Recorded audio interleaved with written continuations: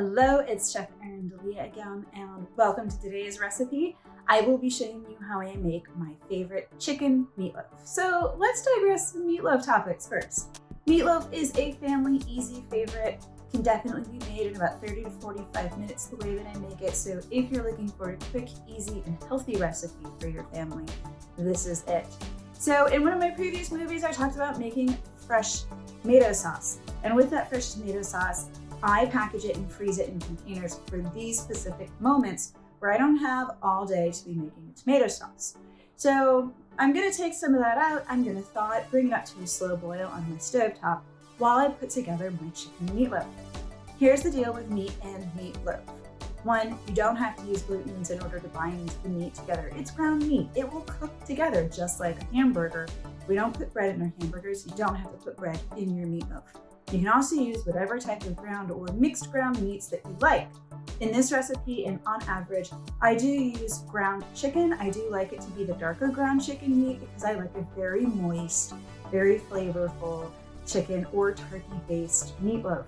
That doesn't mean that I don't use any pork or beef at any given times.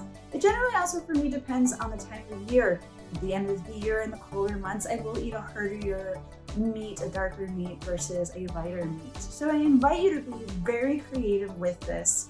Today I'm going to be using my tomato-based marinara sauce, and the flavors from my meatloaf, from the vegetables and the seasonings, are really going to flavor that kind of sauce gravy. So I don't have to do a lot to my base marinara. In a future video, and if you want it, let me know. I'll show you how I make my homemade creamy mushroom meatloaf as well. And I can do a vegan or non-vegan opportunity. Gotta get those topics right. Sometimes it just slips out of my mouth. From now and then, till then, my friends, I hope that you enjoyed this video and what delicious meal it brings to your table. Have a great day. All right, folks, it's time to make some of my favorite ground chicken meatloaf. And I've put together all of the ingredients that I need here next to my cutting board. So if you need to take a look, go ahead and look in the ingredients listed below. I'm going to start by taking out the chicken and putting it in a bowl because I'm going to season it. We're going to put some of my vegetables in it and get it ready to be browned before we bake it in the sauce, which is already cooking on the stove top. So if you're interested in that recipe, please go back and check out my fresh tomato sauce recipe for everybody to enjoy. As I've put the meat in the bowl, I'm going to start by putting in 2 whole eggs that I actually got from a local farm that I volunteer at, so adding to the overall yummy goodness profile. At this point too, I want to also mention that the oven is on 350 degrees at this point. So as I'm about to start chopping up the vegetables to lightly saute them, to kind of make them nice and soft for the meatloaf, the oven is. So as you can see, I am finely chopping up an onion, celery, and carrots, and a poblano pepper. Now my mom likes to use sweet bell peppers. I like the little bit of flavor profile that I got from using a poblano pepper. But all in all, we are putting these chopped up vegetables into the frying pan around medium-high heat with a little bit of olive oil to soften them, not brown them. If they do brown, don't worry about it. It's not a very big deal. And if they are as full as my pan is, as you can see, feel free to take some of that boiling stock that you have or sauce that you have that you're going to be covering this in for the gravy. Add it to the pan to kind of help soften up the process. The other thing I really want to mention too about using any peppers that are not just a bell style pepper or sweet pepper is that you do want to make sure that you remove all of the seeds because that's where a lot of the heat potency is going to be kept. And also, even though I'm not using gloves in this one, my fingertips will still get warm if this particular poblano pepper is of a acidic hot nature. So don't touch your eyes or go to the bathroom without maybe covering your hands first.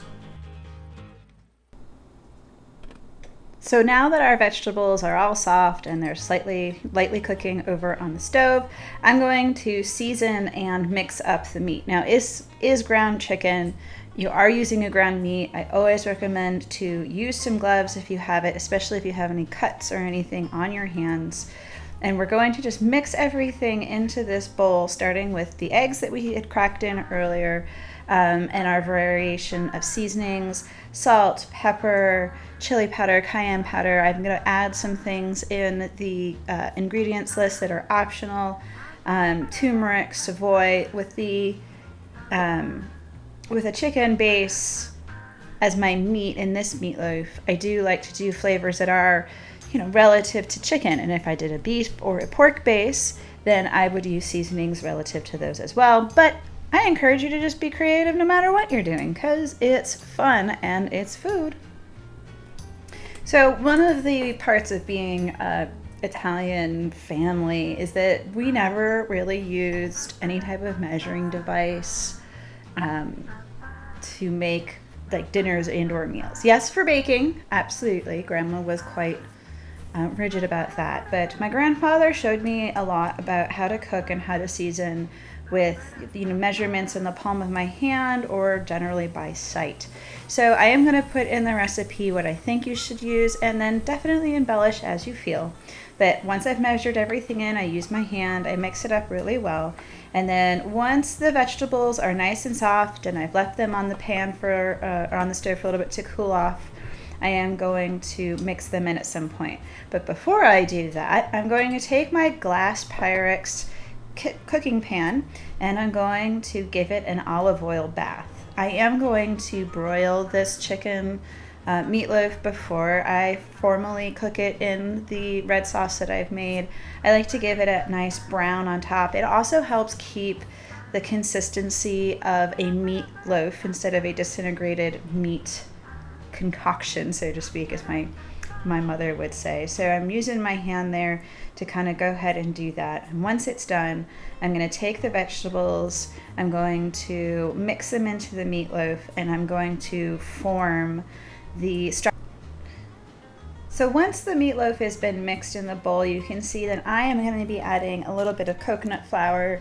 I just don't really feel the need to add breadcrumbs like my mother would, or flour like my father would. I like a gluten-free option. I've also used almond flour before, but I don't like the flavor it gives chicken, just because I'm using a tomato sauce. If I was doing maybe a cream mushroom sauce, it would be a bit different.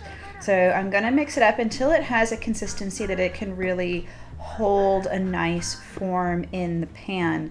And it's not going to be like a beef or a pork that does have a higher fat content to the grind, where you could really get a ball of meat to form a loaf from. With chicken specifically, or even turkey, it does have a more liquidy consistency, so you're going to need to kind of scoop it bit by bit into the baking dish and form it. And then we're going to cover that with olive oil as well, so that as we put this under the broiler to brown and firm up a bit before we put our gravy on it, that it gives it that nice golden color. So once we have the meatloaf covered, we're going to pop it into the oven, which at this point was on high broil. And I am going to put it just a few inches underneath the broiling pan, or even at the level that you're going to cook it. It doesn't have to be right up under. We're not going for the perfect coloration here.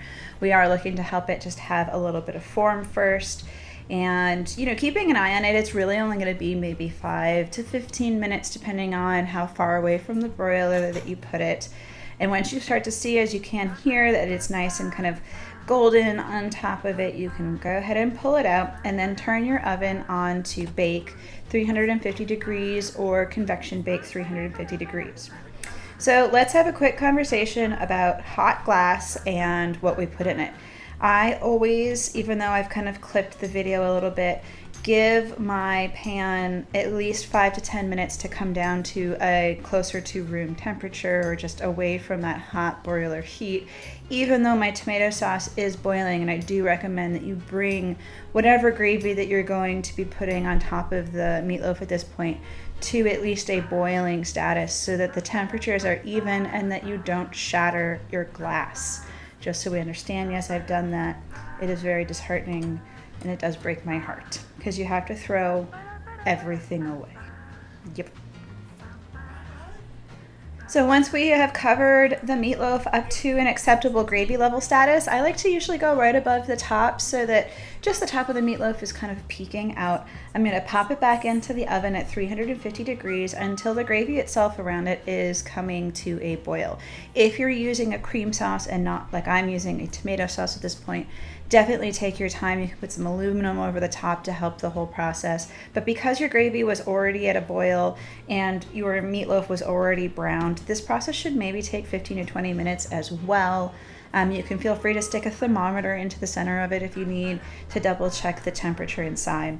But as soon as I take it out, I go ahead and I'm not doing it here in this picture, but I do cut it right away so that all the juices from inside the meatloaf bleed into the gravy, and then the gravy bleeds into the meatloaf center to keep it really moist and delicious and help everybody enjoy every last bite. Thank you so much for watching my video today. I hope that it has brought so much happiness and tastiness into your lives and homes. And with that said, subscribe to this channel so that you can follow along as I adventure in our RV and throughout the many kitchens that I get invited to, bringing you farm to table yummy goodness and healthy and inspiring ideas.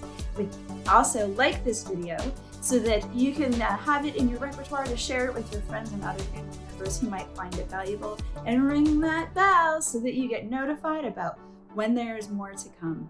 From now until then, my friends, so much light, so much love, so much food. Have a great day.